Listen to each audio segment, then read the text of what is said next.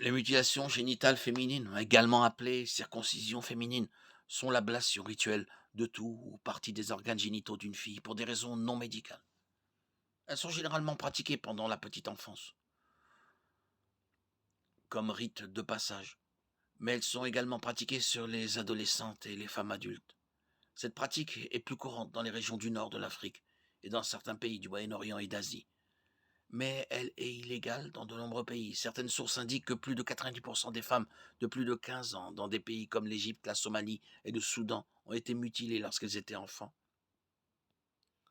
Les mutilations génitales féminines sont également pratiquées en Éthiopie, en Gambie, en Indonésie, au Kenya, en Malaisie, au Mali, au Nigeria, en Sierra Leone et au Yémen. Les mutilations génitales féminines diffèrent grandement de la pratique courante de la circoncision masculine, car elles n'ont aucun effet bénéfique sur la santé, sont beaucoup plus invasives et entraînent des problèmes de santé sexuelle ultérieurs. Les mutilations génitales féminines consistent à couper ou à retirer les lèvres et à retirer une partie ou la totalité du clitoris.